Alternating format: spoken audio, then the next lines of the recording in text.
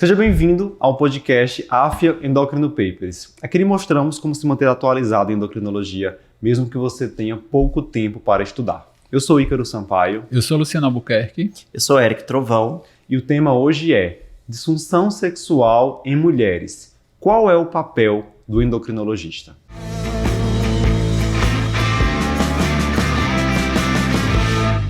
Meus amigos, eu acho que nós médicos, de modo geral, sabemos que a disfunção sexual é comum entre as mulheres, mas por vários motivos isso ainda não é muito abordado nas consultas. Seja porque o médico não tem segurança em relação às opções de tratamento, seja por vergonha, seja por não compreender exatamente a origem, os possíveis fatores causais desse problema. Mas o fato é que nós temos que falar sobre redução da libido, redução do desejo sexual nas mulheres, abordagem dessa condição, possibilidades terapêuticas, focando aqui nesse podcast no papel da nossa especialidade dos médicos endocrinologistas, porque sim é uma condição de abordagem multidisciplinar. Entendendo inicialmente a dimensão desse problema, a gente pode dizer, Eric, que a disfunção sexual feminina é uma condição de alta prevalência? Sim, né? Tem estudo mostrando que cerca de 1/4 das mulheres vão ter algum grau de disfunção sexual. Certo? E, na verdade, a disfunção sexual na mulher é mais comum que a disfunção sexual no homem.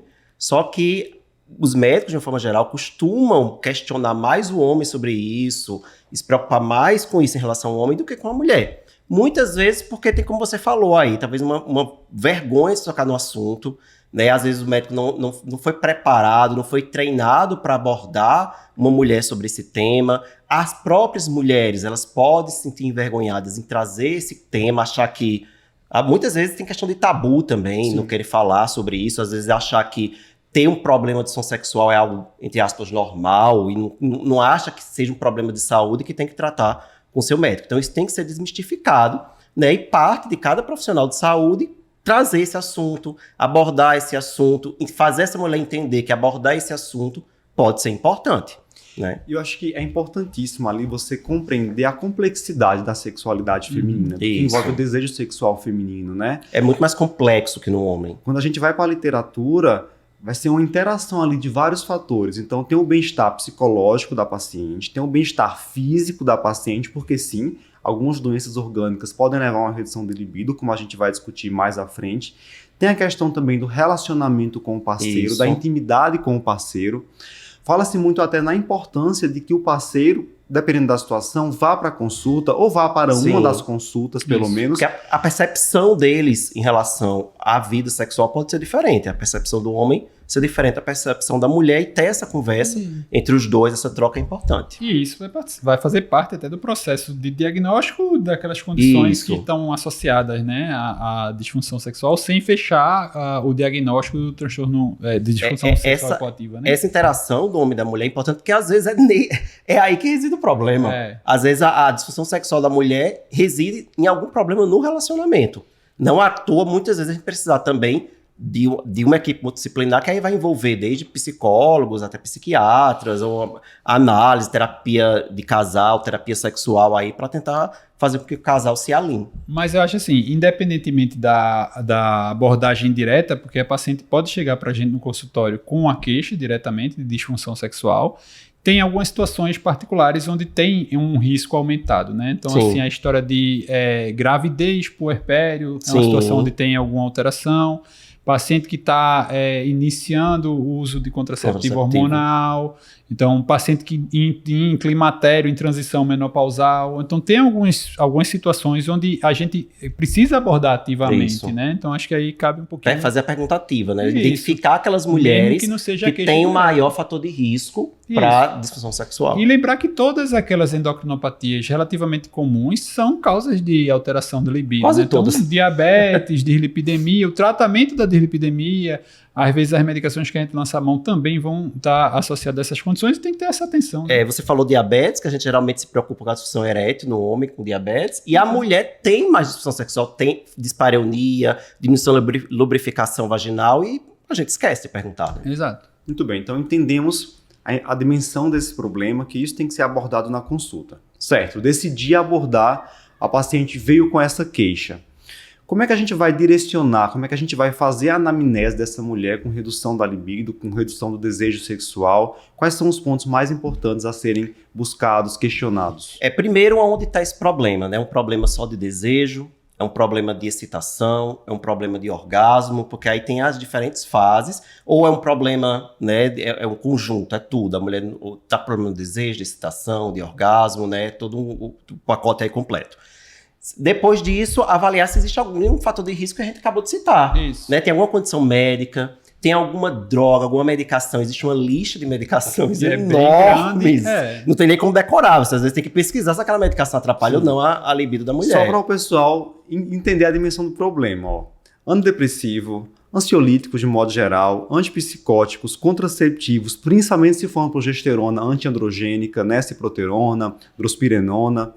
Nós temos algumas medicações analgésicas, antihistamínicos, podem levar a uma redução da libido. Anti-inflamatórios, anti-inflamatórios. E aí vai entrar outras que a gente às vezes não se atenta. Estatina pode alterar, fibrato beta-bloqueadores, beta-bloqueador, clonidina, metildopa. Aí vai a lista. A lista enorme.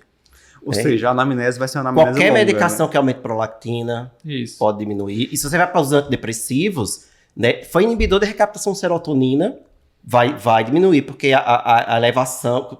A serotonina, ela é deletéria para a libido, para a função sexual. Então, você inibe a recaptação, você aumenta a disponibilidade ali nas sinapses, você pode ter redução de libido. Né? Então, inibidor de recaptação de serotonina ou de noradrenalina e serotonina, você vai ter redução de libido. E já que o título do podcast é o papel do endocrinologista, várias doenças endócrinas podem causar redução da libido. Sim. Hipotireoidismo, tanto hipo quanto pode acontecer no hipertireoidismo, síndrome de Cushing, acromegalia, né, prolactinoma, hiperprolactinemia de causa medicamentosa. E passando as coisas todas totalmente insuficiência adrenal, obesidade, diabetes, né, síndrome metabólica, né? Sim, porque entra todo o contexto. Eu digo quase tudo desse endócrino, praticamente afeta a libido. Até o hiperandrogenismo, dependendo do caso, às vezes afeta. Né? Às vezes o hiperandrogenismo pode aumentar a libido, pode ter isso, mas às vezes você encontra a mulher com disfunção sexual, aquela mulher com hiperandrogenismo. Então, Eric, é bem complexo. Uma questão fisiológica, um momento da vida da mulher. A gente sabe que pós-menopausa, particularmente, a gente vai ter um risco maior de alterações relacionadas à libido. Né? Isso, e não tem nada a ver, já deixo bem claro, com o nível de testosterona. Até porque você não vai ter, principalmente no início da menopausa, uma queda dos níveis absolutos de testosterona, não. Tá? Então tem a ver com os sintomas que essa mulher vai apresentar, com os sintomas vasomotores, os próprios fogachos vão atrapalhar, os sintomas geniturinários que vão se agravando ao longo da menopausa, então essa mulher vai diminuir a lubrificação vaginal, vai ter dor na relação, vai ter dispareunia, né? E esse conjunto de alterações que a mulher está submetida na menopausa vai levar à redução da libido. Isso é tão importante, se essa mulher já está em fase menopausal, a gente procurar saber como ela está, né? Ela está tendo sintomas, quais são os sintomas que ela está tendo, se ela está tendo sintomas geniturinários ou não, né? Para a gente poder aí pensar na terapia hormonal da menopausa que possa otimizar todos esses sintomas e tentar fazer com que essa libido dela melhore. Isso. E aí, assim, a gente está falando muito aqui em questão orgânica e medicamentos, mas retomar aquele aspecto psicológico do relacionamento com o parceiro também. Isso tem que ser Será questionado. que essa paciente tem alguma crença limitante relacionada à atividade sexual, né? Algum tabu. Enfim, relacionamento ruim, realmente, tá num casamento, um namoro, que ela não gostaria de estar mais. Ela tem alguma insegurança relacionada ao seu corpo, ao seu desempenho sexual. São vários pontos e muitas vezes é uma interação entre vários desses pontos. Sim, né? Às vezes não é só um, não. Perfeito. Às vezes é uma paciente que usa uma medicação antidepressiva e tem também algum problema conjugal, ou usa um contraceptivo e tem alguma questão psicológica. E aí cabe a simplicidade também da coisa, né? Então, assim, se uma paciente tem uma depressão, que a depressão afeta a vida dela e que ela precisa de uma intervenção farmacológica para a depressão vai ser pior do que o tratamento da depressão. A depressão também reduz libido. É óbvio, né? Assim, a gente tem que usar um raciocínio dirigido, né? Aí a depressão piora, quando você inicia um antidepressivo piora. Nesses casos, em que você iniciou um antidepressivo e agravou ainda mais, o libido já estava baixo, você tem que pensar em algum antidepressivo que tenha menos efeito. Que tenha menos efeito, ou que seja até positivo, isso. como o propiona, por exemplo. Ela é positiva para a função sexual. Eu diria assim, que na maioria dos casos, a gente vai identificar já na anamnese o motivo que está levando a essa redução da os motivos, né? Porque não é raro ter mais de um. Mas vamos lá. A princípio, nada chamou a minha atenção. Ela não usa nenhum medicamento, né? Enfim, passou nessa peneira inicial. Vamos para a avaliação laboratorial. Aí vem a pergunta. Devo dosar testosterona para essa mulher com disfunção sexual, com queixa de disfunção sexual, Eric? Não, né? Bem direto. Não. Não existe indicação de se dosar testosterona sérica para mulheres com queixa na esfera sexual, certo? São vários motivos para isso. Primeiro deles é a alimentação laboratorial. Né? Nós não temos um ponto de corte mínimo definido a partir do qual eu vou chamar essa condição de insuficiência androgênica. Na verdade, essa condição de insuficiência androgênica não existe.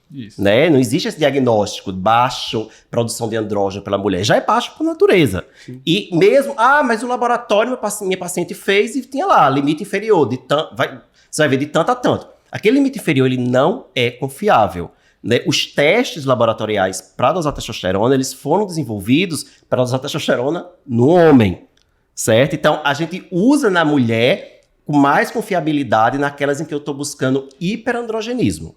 Então, a dosagem de testosterona na mulher só serve para avaliar se tem excesso de andrógeno. Então, se clinicamente eu estou desconfiado de hiperandrogenismo, eu vou dosar testosterona, certo?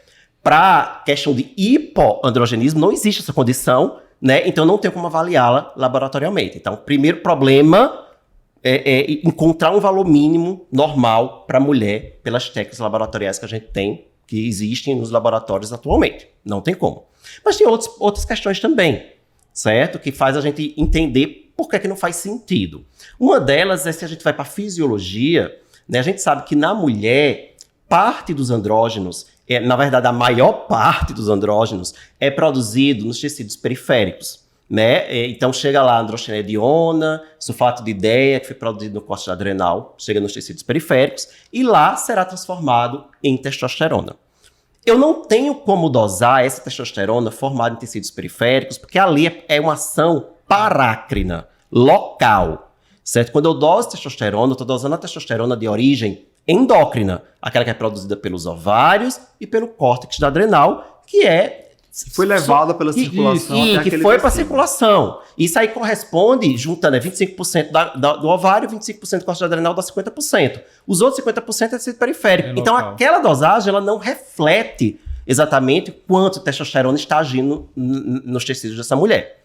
E o outro problema é que nenhum estudo até hoje conseguiu correlacionar nível de testosterona com disfunção sexual. Então eu posso ter uma mulher com disfunção sexual e teria níveis, entre aspas, normais, e mulheres com níveis, entre aspas, baixos e que não tem nenhuma queixa da esfera sexual. Então não existe essa relação determinada. Quanto menor o nível de testosterona, maior a queixa na esfera sexual dessa mulher. Então, dosar testosterona numa mulher que tem queixas da esfera sexual não faz sentido e não é recomendado. Vai fazer você muito mais errar do que acertar. Tanto certo? Que não faz parte do diagnóstico dosar testosterona. No nível baixo de testosterona não é um critério, né? Assim, não se dosa. Eu acho que, porque às vezes eu entendo muitas vezes o colega que fica angustiado, que a paciente chega lá e diz, eu quero dosar minha testosterona. E você às vezes se sente, ela quer, eu vou dosar. Eu acho que é muito mais fácil você explicar para ela no início porque não faz sentido e já não dosar, do que você dosar, vir, entre aspas, baixa, e agora você tem que explicar e convencê-la. Porque a partir do momento que ela vê um número ali que para ela, que ela tá olhando, tá baixo, ela acreditar em você vai ser mais difícil. E um grande problema é que a gente já atende pacientes que nem fomos nós que pedimos, né? A paciente já vem porque alguém dosou uma testosterona, disse que era importante, que estava baixa. Eu recebi alguns exames recentes que eu achei isso bem interessante. O laboratório não coloca mais ponto de corte, limite inferior para testosterona na mulher, só um limite superior, a partir do qual a gente diria que é excesso. Mas isso já ajuda muito, porque a paciente não vai bater o olho e falar, tá deficiente. Isso. E aí reforça nosso discurso. Depende do laboratório. Depende do laboratório, sim. É um laboratório famoso aqui de Recife, mas isso ajuda o nosso discurso de dizer, olha, essa dosagem só serve para avaliar excesso. Isso. De preferência é que as testosteronas sejam dosadas em laboratórios assim, que já tem essa prática. Né? Porque, primeiro, você só vai dosar em quem tem excesso. Se tiver excesso, ok, tem excesso. Se não tiver, essa mulher não vai ter esse questionamento. né? Então, para dar o diagnóstico de uma desordem do desejo sexual hipoativo, eu não necessito da avaliação laboratorial da testosterona. Não. E eu necessito de quê, Luciana? Existe uma padronização de um questionário, né? Esse questionário é facilmente encontrado, então você jogar lá no Google, em qualquer plataforma, transtorno do desejo sexual hipoativo questionário, vai aparecer lá as perguntinhas para você. Então, o questionário ele consta de 5 questões, 5 perguntas, sendo que a quinta tem vários subitens. Os 4 primeiros vão lhe dar a ideia de que existe realmente uma alteração de desejo sexual e que aquilo ali está gerando uma consequência na vida da paciente. E a quinta questão é afastar secundarismos, né? Avaliar as causas possíveis além de um transtorno idiopático primário, né? Então a gente está aqui para vocês verem o quadrinho, ele bota lá. Como era resumidamente, né? As 4 primeiras era seu interesse sexual, sua atividade sexual anteriormente era boa, era melhor, existia uma condição que você classificava como satisfatória. Então entra aí um aspecto comparativo, né? Isso antes com agora. Em algum momento você estava satisfeita com sua questão sexual? Então pronto, essa é a primeira questão, né? Então sim, estava satisfeita. Aí a segunda questão, sua função sexual piorou? Então, assim, era boa, piorou. Parece que você está repetindo, mas não está repetindo, né? Assim, é a mesma resposta, né? Então, você tem que responder de novo, sim. A terceira questão se ela se incomoda, né? Que aí você vai, para você dizer que tem um transtorno, tem que ter que isso tá de alguma forma incomodando. Então, você se incomoda com isso e a quarta, se você quer tratar isso, né? Então, assim, você precisaria responder sim essas 4 questões. E aí é importante lembrar que tem mulheres que é diminuído o desejo, tudo, mas isso não é um problema para elas. Isso não é uma questão, elas não querem tratar isso, você não vai empurrar um tratamento goela abaixo. Então, e aí eu acho que cabe uma certa pausa na anamnese, na conversa com a paciente, também para estabelecer um pouquinho com ela isso, né? Assim, isso realmente veio como uma demanda espontânea da paciente, às vezes diante do cenário que a gente está hoje, desse excesso de exames, de repente alguém dosou, viu que estava baixo e questionou ativamente isso. Baixo entre aspas. Exato, assim, né? Sim. Aquele exemplo que a gente estava dando, né?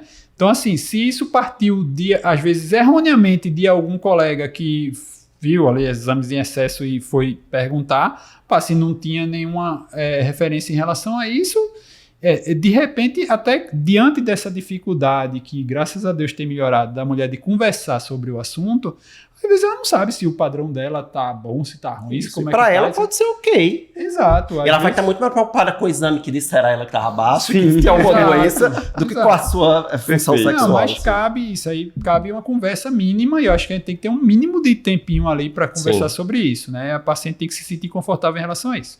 O quinto dos secundarismos, então essas 4, responder sim às 4, se a paciente está com a queixa, ela provavelmente vai responder sim a essas 4 questões. Né? Mas se responder a uma das 4, pelo menos um não, já não é transtorno de desejo sexual hipoativo, afastou. Mas se for sim, aí vai para a quinta pergunta. Aí o quinto tem a lista aqui gigante, né? Se você responder qual desses fatores abaixo pode ter interferido, você acha que pode ter interferido com essa condição que você está se queixando. Certo. Aí, letra A, cirurgia, depressão, lesões ou outras condições médicas. Letra B, medicamento, drogas ou álcool. Letra C, gravidez, parto, sintomas de menopausa. Letra D, outros problemas sexuais que você pode estar tendo. Por exemplo, excitação diminuída, dispareunia, né? Anorgasmia. Problemas sexuais de seu parceiro, seja um problema com o homem, né? Ou com o parceiro ou parceira, né? Também vai cair no mesmo cenário. Insatisfação com seu relacionamento, se você teve alguma briga, algum contratempo, outra coisa não da esfera sexual. Estresse ou fadiga. Aí, assim, teoricamente, para ela dizer que tem a forma generalizada, né? Ele tem que responder não para todos, né? Assim, afastou, não estou passando por nada disso, e tô com alteração sexual. Se ela responder sim para alguma dessas questões, isso, de certa forma, é um guia de anamnese para você pesquisar essas outras causas. Tudo que você disse aí, a gente já tinha falado na parte de anamnese, que a gente ia perguntar. E aí, se ela responde sim, talvez ela até tenha um transtorno, né? Mas assim, eu tenho algo concreto com o qual eu vou trabalhar né? E não vou pensar num tratamento específico para o transtorno do desejo sexual hipoativo. Eu vou tentar, se possível, resolver aquele problema. Se eu resolver aquele problema e o transtorno continua, né? Ou eu não conseguir resolver aquele problema, aí eu posso tentar algo específico que a gente vai falar daqui a pouco. Né? Mas aí é assim, e até serve de guia e traz a paciente para ela realmente refletir o que é que pode ser causa, né? Se isso aqui pode ser uma causa, então talvez... Inclusive refletir no próprio relacionamento. Isso. Que às vezes é a causa que eu já tive uma paciente que foi, e eu tentando descobrir o que era, no final, quando ela volta na consulta, resolvi meu problema. Me separei, tô com o namorado o namorado novo e ela não tinha mais problemas. Então, assim, às vezes isso não tem como a gente resolver. E isso já não é a gente que vai resolver. Não estamos incentivando as separações, por favor. Mas isso que às vezes cabe uma consulta. Como você disse, essa consulta, essa conversa pode fazer aquela mulher refletir sobre o seu próprio vida, sobre o relacionamento. De repente chamar o casal para conversar todo mundo junto, se tem essa abertura ou não. De repente, se o parceiro, parceira não tem abertura para conversar sobre isso, então, assim, tá causando um problema pro outro. Ele não tá preocupado o suficiente para querer tentar ajudar. Eu costumo dizer, se procurar, acha. Assim, se a gente fizer uma anamnese direito, a gente vai achar ali coisas que a gente pode tentar, algumas como relacionamento a gente não tem como interferir, mas muita coisa que a gente pode tentar ajudar, como os próprios sintomas menopausais, em que a gente vai primeiro oferecer uma terapia hormonal da menopausa, uma terapia estrogênica com ou sem progestógeno, dependendo se tem ou não útero, e muitas vezes essa mulher, ao melhorar os sintomas menopausais, vai melhorar da libido e pronto, acabou, você não precisa mais pensar em fazer outra coisa. Bem, mas imaginando que a nossa paciente não tem aí outros diagnósticos e que ela respondeu as 4 primeiras perguntas do questionário, sim, ela teria o diagnóstico de desordem, transtorno do desejo sexual hipoativo. Isso, e lembrando que isso é um diagnóstico psiquiátrico, certo? Está no DSM. Na verdade, quando mudou do DSM-4 para o 5, mudou um pouco a nomenclatura. Né? Então, o diagnóstico mesmo que tem lá não é de transtorno do desejo sexual hipoativo. Essa condição ela está incluída numa nova condição que é a inibição do desejo, da excitação. Né? Isso foi até criticado um pouco, porque a maioria dos trabalhos que a gente tem disponível, até para a gente pensar no que fazer, envolve esse conceito do transtorno do desejo sexual hipoativo. Na prática, eu continuo usando transtorno do desejo sexual hipoativo, né? Eu acho que, até do ponto de vista didático acadêmico, é mais fácil para a gente entender e para a gente explicar do que se você for para o DSM-5, que ele deu uma complicada aí no diagnóstico. Mas aquela coisa também, na dúvida, você pode também pedir ajuda ao psiquiatra, ao psicólogo, né? Lembrar que muitas vezes o segmento dessa mulher vai também envolver uma equipe multidisciplinar. Maravilha. Então, pessoal, até aqui nós falamos de pontos importantes sobre possíveis causas dessa redução da libido feminina e também como chegar ao diagnóstico da desordem do desejo sexual hipoativo. Mas agora há outros tópicos a serem discutidos, como abordar, como intervir nesses casos dessas pacientes, quando indicar tratamento com testosterona, e será que nós temos outras terapias promissoras para essas mulheres? Isso tudo vai estar disponível lá no nosso curso de consultório AFIA Endocrino Papers, cujo link está disponível abaixo.